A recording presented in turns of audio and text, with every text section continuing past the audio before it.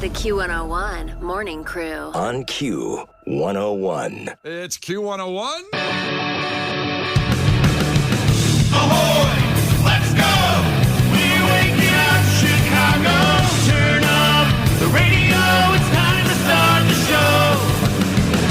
On Q101 with the Morning Crew. Ahoy! Let's go! Welcome to the morning show. And you know what? It's Friday. I've created a monster, cause nobody wants to see Marshall no more. They want shady, I'm chopped liver. Well, if you want shady, this is what I'll give you. A little bit of weed mixed with some hard liquor, some vodka that'll jumpstart my heart quicker than a shock when I get shocked at the hospital by the doctor when I'm not cooperating. When I'm rocking the table while he's operating. Hey! You waited this long to stop debating, cause I'm back, I'm on the brag and ovulating. I know that you got a job, Miss Cheney, but your husband's heart problem's complicating. So the FCC won't let me be, or let me be me, so let me see. They try to shut me down on MTV, but it feels so empty without me. Okay, let's go. You're here. You made it. 6:06. 62 degrees outside. A little chilly. A little fall-like out there. But you made it to Friday. We're going to get you a little closer to the weekend, next 4 or 5 hours, however long we want to stay on. Want to stay on 5? 5 hours? You want to go to 11? No. You don't want to? I'm going to be scooting and booting right after those takeaways. Uh-huh. It's Friday, baby. It is Friday, and I pulled an all-nighter, so I'm with you. But still, huge show coming up. Everclear's coming in to perform in the 9 o'clock hour. They're playing out at the Forge. You remember our pop-up with the Revivalists, that location of the Forge out there. And that's where they're going to be playing. But they're playing here live, 9 a.m. hour. Still got this the 311 AWOL Nation tickets for Clash with Kenzie at 7:10. And the Darker Waves Fest trip. Unbelievable Ooh, trip. I forgot about that. To the beach. Yeah, we're doing that too at 9. We're doing that at 9. We're at 9 too. Good to know. A lot going on in between that we'll get into, including Kenzie punking me better than anybody's ever punked me in my life, I think. Yesterday was my favorite ever. Oh, you were so mad. I want to get into it now, but let's first, I got to decompress from Pearl Jam. We'll do that at 7:35, right after Clash with Kenzie. Let's do that there. It was truly, I'm in the presence of greatness. Thank you. With Kenzie of how she punked me, and we have audio and everything. You're going to hear it all of what happened. Now, I just want to say before we get going is last night, the crew members I met at Pearl Jam and hung out, and what a ridiculous show Pearl Jam put on in United Center in the Madhouse last night. 2 shows, obviously Tuesday's show and then last night's show. I was really blown away. I haven't seen Pearl Jam. They haven't been in Chicago at Wrigley since 2018. Have not played the Madhouse since 2009. 14 years. So to see a show there in that venue, and I wasn't sure what to expect, it was one of the best Pearl Jam shows I've ever seen. I've seen them probably about 6-7 times, I think. And the sound, the lighting, the stage setup, the relaxedness of Eddie Vedder coming out, opening up with a couple bangers, Elderly Woman Behind the Counter in a Small Town, and Daughter. And I have talked about I don't enjoy everybody singing every song in a venue. I know. You get upset. But those songs were perfect for everybody to sing along, as well as Black. When they played Black, it was magical. It was emotional. I was going to ask, what was your favorite song of the night? Well, I think it's got to be one of my favorite songs by them of all time, Porch. From the first one. And when they start singing that, Eddie Vedder came out just alone on guitar and did that like bam, bam, bam, bam, bam, bam, bam. Good covers too. They covered the Stones and what they played. They played Street Fighting Man. And they played Baba O'Reilly, which they didn't do in the other shows yet. That's a classic they do all the time, The Who's Baba O'Reilly. But again, I can't go. If you were there, fine. If you weren't, go to our socials and Q101.com and any videos and pictures up there. Just impressed with they get better. I've seen them back in the day, and they actually are better now, which is a weird thing to say. It is weird to say. But some bands get worse. Some bands need help, but there was no backing tracks. I tend to go to the bands that have gotten worse, unfortunately, and I'm like, I'm happy I'm here to say I saw it, but wow. Yeah, because bands that have been, he is almost 60 now, Eddie Vedder. They've been around for over 30 years at this point. You sing like that, you do enough shows, and you just wear out your voice. And then people like to bitch, but it's like at some point, think about what they do. Well, and it's not fair because the other people in the band you can play guitar or drums or do those things, your voice is so noticeable as you get Right. older. So the lead singer always, traditionally, obviously not last night, just gets so trashed. They and do it's it. like, that's not fair. You just can't tell if the other ones are aging, even though they all are. We're all going to get old and die, and we're going to lose things along That's the not way. where I was going with that. That's not what I meant. You know, everybody, you know, we had a listener yesterday had knee surgery yesterday. I hope he's doing okay. My guy over there in Indiana. But, you know, it was magical. It was a magical night, including a special thing. Chris Chelios came on stage with the Blackhawks. We'll talk about that in sports. Eddie Vedder basically told him his jersey is getting retired by the Blackhawks on stage. He didn't know it. Chris Chelios, legendary Chicago I thought you Blackhawks. meant Eddie Vedder was guessing, like, you should get your jersey retired. You know what would be cool if you got your jersey retired? I was like, was he drinking a lot? He's just like throwing stuff out there. So now we can be. I just had to get that out. I really was goosebumps all night, and Megan loved it too, and it was just Did he amazing. say anything like He FQ101? didn't do that. He's Still hate you guys. I told you we mended that relationship, although I didn't get an invite to the after party. That's Or backstage. Or backstage, and I wasn't there. Or to the meet and greet. Or the meet and greet. The Q101 Morning Crew. On Q101. Brian and Kenzie on Q101, and coming up in a fact that makes your brain go. The dictionary has added 566 words. This is always fun when we go through this of, you know, things that you say or slang. The dictionary now adds these words in. They never used to. It used to just be very specific, respectable words. Now a lot of slang gets put in the dictionary. Why isn't certain slang words respectable? It's not bad. I know, but it's not like schooling. You don't learn that in school. Slang. So schooling would be slang, and you just used it in a sentence. Tell me what schooling means. Like, that is a slang word for school. That's what you just did. Which you did the opposite. You made a word longer for your slang, which is interesting. Yeah, well, I just am surprised when they put certain things in. For example, shower orange is now in the dictionary. And what do you think shower orange means? It's not sexual, is it? I don't know. I'm going to tell you in 5 minutes. You can think about it. You can text in at 312-591-8300 what you think shower orange is. And Shower orange. Is it one word or two? it's 2 words. Shower orange. Can I have the origin? What do you mean, like? I'm just doing a spelling bee question. The Q101 Morning Crew. On Q101. The Q101 Morning Crew. On Q101. All right, time for facts that make your brain just go. Not these are necessarily facts, but new words added to the dictionary that I thought was kind of strange. I think, you know, words like ambidextrous should be in the dictionary. But you know somebody had to make it up, right? They made up ambidextrous? Every word's technically made up. Isn't that weird? Who makes a word and all of a sudden they're in there? Like, who Well, decided? now you're being judgy of the people doing it. I am. You don't want any newcomers Yeah, that's right. and their new words. Can't we just, people don't know the language, most people don't know it generally as it is. Like Eminem used to read the dictionary, read a new word every day, and try to fit it into his rhymes. That's how he became such a wordsmith Yes. and the greatest rapper of all time, in my opinion. So, you know, if that means anything to anybody, doesn't mean anything to you. Who do you think the greatest rapper of all time is? Oh, that's a loaded question. I didn't mean to put you on the spot. That's a loaded question. I like a lot of old school.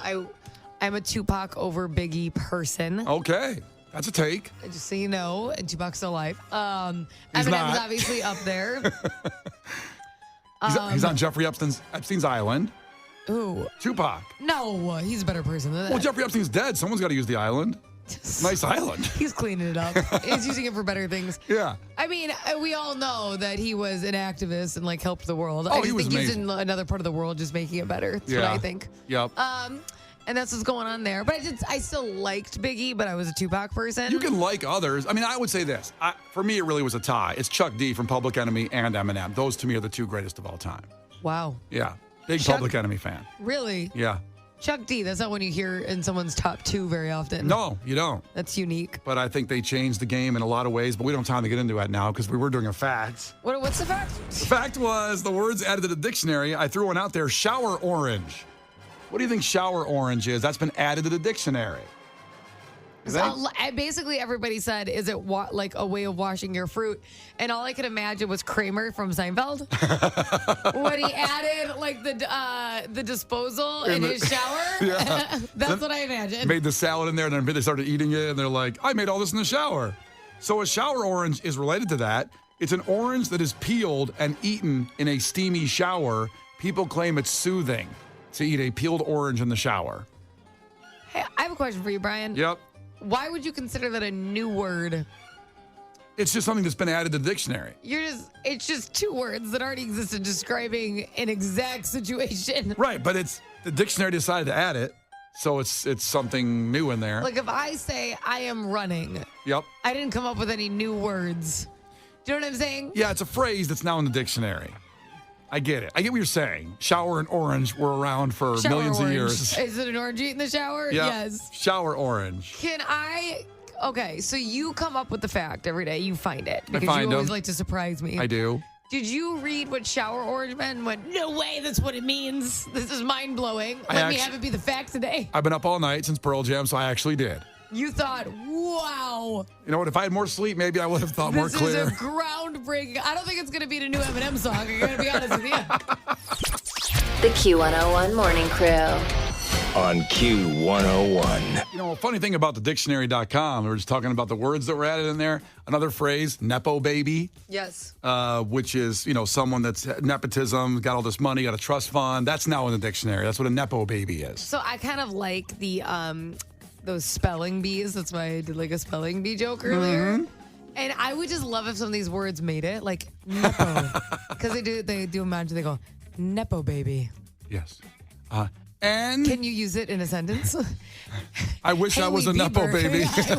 Haley Bieber is a Nepo baby who is not taking great advantage of it. So great to be a Nepo baby, it would be. I know. God, my parents just worked harder getting that money to give me. Aren't they just the worst? Oh, Our it's terrible. parents. God. Failures. Another Nepo baby has been born from Al Pacino and his girlfriend. So we talked about this months ago when it happened. Al Pacino was 83. His girlfriend was 29. No judgment zone here because me and Kenzie both married, have some age gaps going on there. No, we didn't marry each other. No. You cut your sentence off in the middle. Please stop doing that. Case, what's the age difference in you and your girl? She's a full year and a half older than me. Oh, look at that. Oh, whoa. She's robbing the cradle. Hold your horses. I like older women. Mrs. Robinson, what's good? You have a girlfriend. How dare you? You disgusting pervert. Jesus. Oh, man. So Al Pacino, 83, who they actually confirmed, too, might be the oldest man ever to birth a child. He's in that running. Is he in the running? No. In the history of the earth. Yes, he is. There's only like one guy, I think in his 90s in Italy, birthed a child. Even though I was going to say, once you get to like Europe. Case, can you Google that, by the way? Case, do you have that post up? Oldest man to ever birth a child? That's what you want? I think so, yeah. Okay, all right, and I'm pretty sure he's in the top 5. And his buddy, Robert De Niro, is in the same world. Because he just had a kid, too, at like 80. I just feel like Europe's a different... And they live longer in Europe, I feel like. Well, they're Americans, though. What do you mean in Europe? I feel like once you add European men to the mix, they're not going to be part of it. Yeah. That's what I'm saying. Gotcha. So I understand they live in America. You understand Al Good Pacino Lord. and De Niro are Americans? No, I had no idea. They're Italian Americans. Okay, so they broke up, by the way. 3 months after they welcomed the baby in, a son, and now she wants full custody of the baby. I don't even understand. There is not a chance in hell he's asking for custody. He's probably looking for someone to have custody of him. Like, who's about to take care of me? There isn't a chance in the world he wants custody. I don't think that this even needs to happen. A custody battle? It doesn't say it's a big battle yet. It just is reported by Hollywood Unlocked that it's an issue. But I think you're right. I think he's probably going to be going, thank God. Could you imagine if she didn't want? He'd be like, oh my God. I mean, can you picture him changing a diaper, his own, and then the baby's? I know. He's like, it's a big ad with Depends. Yeah. Depends for all of us. Yeah. I mean, listen, I love Al Pacino. I mean, do too. Godfather. I mean, if you've ever seen the movie Heat with him and Robert De Niro, it's one of the greatest flicks of all I like him time. in Jack and Jill. What's that? I don't know Jack and Jill. That's that Adam Sandler movie where he plays himself and his sister. It's very stupid, but it's very funny. I did not see that movie. I don't know it. So Al Pacino in the movie, and I love this because Dunkin' Donuts, hey, I'm the Dunkin' girl, right? You are. But he does a Dunkin' commercial. And he's the Dunkachino, but it's like the corniest. He's doing like a dance and a song, and he's like miserable doing it in the movie. It's so funny. So, Case, while he was looking for the oldest man to birth a baby, you have an Which I have, which we can get to in just a second. Okay, but he pulled up the audio here from Jack and Jill. with Al Pacino. Case is like an octopus. He did a lot there. He was always pulling different things up on different computers, all his tentacles. This is Al Pacino's Dunkachino commercial from the Adam Sandler movie. Something's brewing at D&D. Wow! Al Pacino! It's not Al anymore. It's Dunk. Dunkachino? Don't mind if I do. What's my name? Dunkachino. It's a whole new game. Dunkachino. You want creamy goodness? I'm your friend. Say hello to my chocolate blend. Lucky light. This whole trial is out of sight. They pull me back in with hazelnut too. Caramel swirl. I know it was you. Oh. Everyone wants my Dunkachino. He's using all the classic lines from all the movies he's been in this, too. 7 to 17, lining up for my Dunkachino. What's my name? Dunkachino. Dunkachino. Oh, my God. I want so bad for my commercials to be that. Oh. I'm so bitter that I just have like live reads. Oh, my God. I want a Kenzachino. I want to sing and dance. Well, it sounds like you could probably make that happen. Just go to your Dunkin' people and ask them, I want to do this. When they send me a script next time, I'm going to send just a remix of that song back. Like, what the hell? That is funny. You got to see it, too. But using all the lines. Some people say it's his most, recognizable role. What? I'm kidding. Oh, yeah, of course. Who said that on the text line? Ridiculous. Everybody knows Al Pacino from Jack and Jill. Uh-huh. Everybody. Case, you got some data for us? I do. So if you go to the Wikipedia page for the list of oldest fathers, there's a list there. And historically, Al Pacino comes in 15th place all time for the oldest man trying to have a baby. The number one person on this list was a man named James E. Smith in January of 1951. His wife, Anna, was 38 years old when they tried to conceive. James E. Smith was 101 years old. Good Lord. Wow. Did he live a little longer after the kid at all? Did he see the kid? Unknown at this point. Well, do a deep dive on him. I feel like that's a BC thing because they used to live so long back then, right? They used to live long in BC? They used to live like 26. I'm not talking about the cavemen with the dinosaurs. I'm talking about two different things. I don't things. understand. Are they? Well, cavemen and dinosaurs, two different things. I think they were around the same time. Same time, but different creatures. Kind of, if you think about it. And I don't understand what. Like, I can't figure out if like the Bible took place before dinosaurs or not. I've been trying to figure this out for a long time because I'm not sure if it was before and then all that happened or if it was dinosaurs and then like the ark. Like, were there dinosaurs on the ark? I don't know. Nobody talks about it. The Q101 Morning Crew. On Q101. The Q101 Morning Crew. On Q101. It's Brian and Kenzie on Q101, and we're pondering this morning, where did the Bible come in with the dinosaurs? I don't know, because it makes it really entertaining if you think there's dinosaurs at the same time. Yeah, like Jesus was walking on water, and a Tyrannosaurus Rex was watching him, trying to get to him, but he couldn't get in the water to get Jesus. That's how he walked on. Riding one? Yeah. Everyone thinks it's a camel. Right. No, it wasn't. Yeah. Moses split the Red Sea on a raptor. I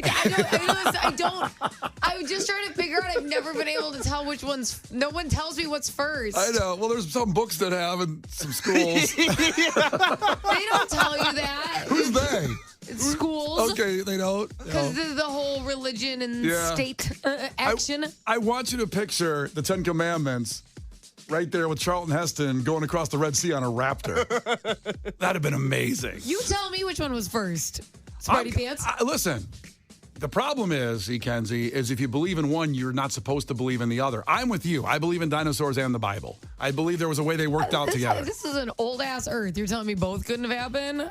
We've been here for 20 years. Well, the dinosaurs were like millions and millions of years ago. We're only going back, 2000? 2023? We're going back there to Jesus' time? Okay. You see what I'm saying? So dinosaurs first.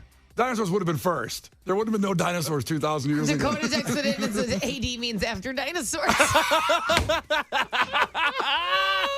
I just want a timeline. Well, we could dedicate a whole show to this and get some people in if you want to talk about it. There are people that would love to talk about this. Oh, God. We'll get some people in here. Sorry, God, I didn't mean to say it like that. God. Apologize to God, Brian. I'm sorry, God. I am sorry. I'm also sorry to the Raptors out there, They started too. the dinosaur. They had a tough go with things. I don't want a dinosaur to come down the studio and kick our ass. So the meteor happened, and then the Bible. Oh my God, help me! The meteor and then the Bible. It was So the meteor, the dinosaurs, then the Bible. If you want to go in that order, because that the Big Bang Theory was the meteor and explosion on But the she Earth. means the meteor that killed the dinosaurs. Killed the dinosaurs. Oh! A lot of meteors at play here. That didn't kill Jesus though. That meteor, right? No, he was after the meteor. He was after the meteor. Maybe it was him. What was He's the meteor. No, he was not. He was not in the meteor. In a blaze of glory. The Q101 Morning Crew. On Q101.